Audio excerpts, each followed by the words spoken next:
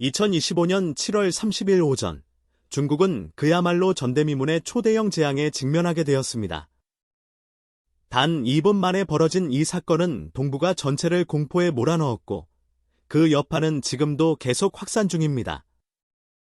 이번 재난의 시작은 러시아 극동 캄차카반도 인근 해역에서 발생한 규모 8.8의 초강력 지진이었습니다. 진원 깊이는 약 10km로 지각 변형이 극심한 판경계 지대에서 발생한 이 지진은 곧바로 대규모 해일, 즉 쓰나미를 유발하였습니다.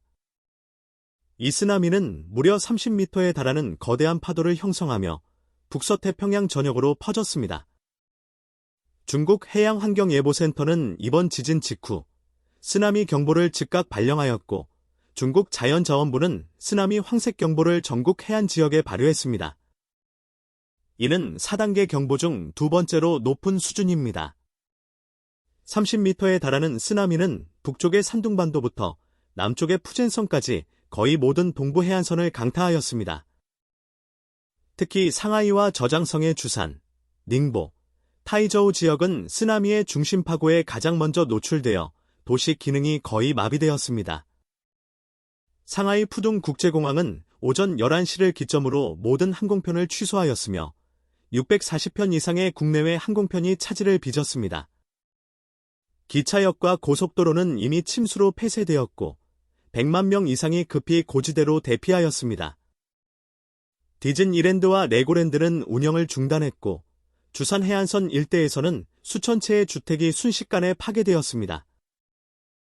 해안에 접한 산업단지들도 큰 피해를 입었으며 화학물질 누출 우려까지 제기되고 있습니다. 2025년 7월 30일, 중국은 단일한 자연재해가 아닌 복합적 재앙의 정점에 도달하였습니다. 쓰나미, 태풍, 그리고 장기간의 폭우가 서로 충돌하고 겹치면서 중국 동부 전체는 사실상 붕괴 직전의 상태로 빠져들었습니다. 자연의 무차별적인 힘은 인간의 기술과 인프라, 나아가 사회 시스템 전반을 순식간에 무력화시켰으며, 이 사태는 단순한 기상이변이 아니라 인류 문명 자체에 대한 도전으로 받아들여지고 있습니다. 이번 재난의 시발점은 러시아 캄차카반도 인근 해역에서 발생한 규모 8.8의 초강력 지진입니다. 그 여진이 잦아들기도 전에 지진의 여파는 태평양 전역에 걸쳐 대규모 쓰나미를 생성하였습니다.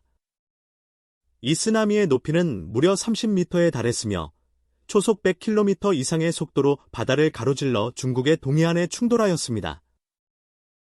푸젠성, 저장성, 상하이, 산둥반도 등 중국의 핵심 해안 도시들이 직격탄을 맞았으며 해안에 인접한 주거지역, 산업단지, 원자력 발전소까지도 심각한 침수를 겪었습니다.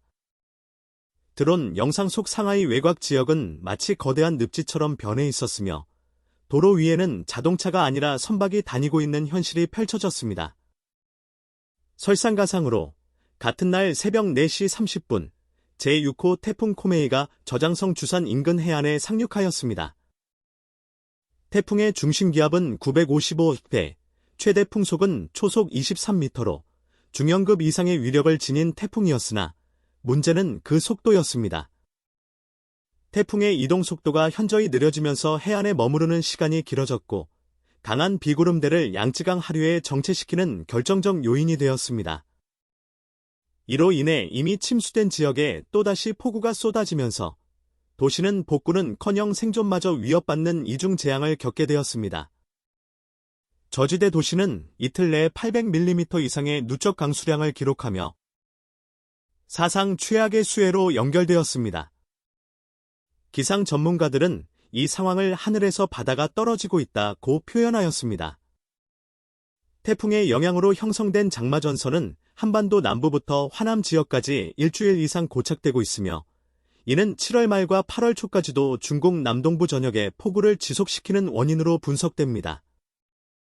특히 장수성, 안후이성, 후난성은 영강 수량이 역대 최대치를 경신 중이며 산간 지역에서는 토사 붕괴와 산사태가 동시다발적으로 발생하고 있습니다. 상하이와 항저우는 지반 약화로 인해 고층 빌딩의 균열과 가스 누출 사고도 보고되고 있습니다. 중국은 지금 물에 잠긴 나라로 변해가고 있으며 이처럼 다층적인 기상재해가 같은 시기에 한 지역을 강타한 사례는 기록상 전무후무하다고 평가받고 있습니다.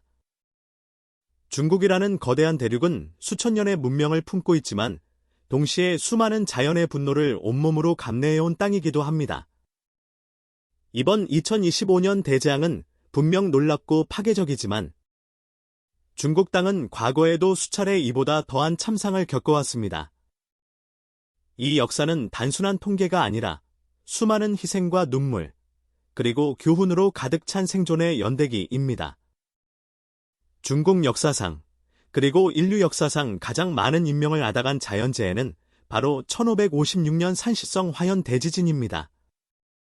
당시에는 지진 규모를 측정하는 기술이 없었지만 현재 추정으로는 약 규모 8.0 이상으로 평가됩니다. 이 지진으로 인해 무려 83만 명이 목숨을 잃었으며 이는 오늘날에도 단일 지진으로는 세계 최다 인명피해입니다. 당시 주민 대다수는 절벽이나 산기슭을 파내 만든 야오둥이라는 흙굴집에 살고 있었으며 이 구조물들이 지진과 함께 무너져 매몰 피해가 극심했습니다. 이 사건은 지금도 중국의 자연재해 연구에서 핵심적 사례로 남아있으며 자연 앞에서 인간은 모래알이라는 인식의 시작이 되었습니다. 더 최근의 사례로는 1976년 탕산 대지진이 있습니다.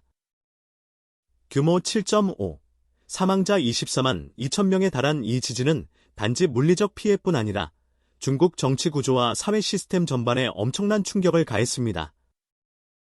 당시 마오쩌둥 사망 직전의 시기와 겹치면서 정치적 공백과 사회적 혼란이 극에 달하였고 재난이 체제를 흔들었다는 평가까지 나올 정도였습니다.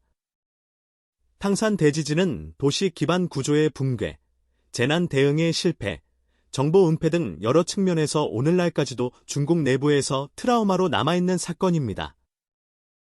21세기의 대표적 재난 중 하나는 바로 2008년 스촨성 원천 대지진입니다. 규모 8.0, 사망 실종 약 8만 7천 명에 달한 이 재해는 전 세계를 경악시켰으며 중국 정부가 처음으로 대규모 해외 구조대를 수용한 계기가 되었습니다.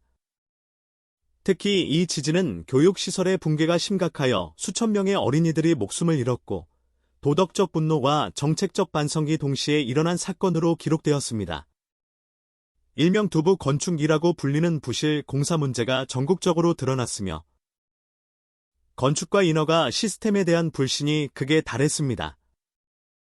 또한 스촨 대지진은 댐과 수력발전소가 단층선 위에 건설될 경우의 위험성을 드러내며 자연과 인프라의 공존에 대한 철학적 논쟁을 촉발시키기도 했습니다. 이처럼 중국의 재난의 역사는 단지 흘러간 과거가 아니라 지금 우리 앞에 다시 다가온 경고입니다. 기술의 발전, 도시의 성장, 경제적 번영은 자연 앞에서는 무기력한 허상에 불과할 수 있습니다. 인류는 문명을 구축하면서 자연을 제압하려 했지만 역사는 언제나 그 교만에 대해 치명적인 대가를 요구해왔습니다. 지금 우리가 겪고 있는 이 연쇄적 재난은 과거의 반복이며 동시에 다음 세대에 전달해야 할 경고장입니다. 우리는 단순히 복구를 넘어서 기억하고 기록하고 대비해야 할 의무가 있습니다. 이처럼 상상을 초월하는 재앙 앞에서 우리는 단순한 경악과 공포만으로 대응할 수 없습니다. 이번 사태는 인류가 자연 앞에서 얼마나 무력한지를 보여주는 동시에 더 이상 예외적 사건이 아니라는 점을 시사합니다. 지구온난화, 해수면 상승, 기상이변 등 복합적인 기후 위기는 이제 막연한 위협이 아닌 현재 진행형의 위기입니다. 특히 중국과 같은 초대형 인구 밀집 국가에서는 재난의 규모가 상상 이상으로 커질 수밖에 없습니다. 앞으로의 재건과 복구는 물론 재해 방지 체계의 전면적인 재정비가 필요합니다. 더불어 시민 개인의 생존 매뉴얼 숙지와 커뮤니티 단위의 자조적 시스템 구축도 절실합니다.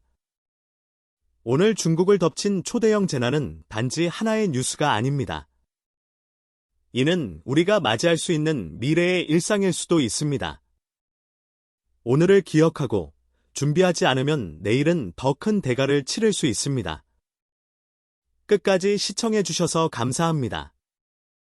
여러분의 생명과 안전이 언제나 최우선이 되기를 기원합니다.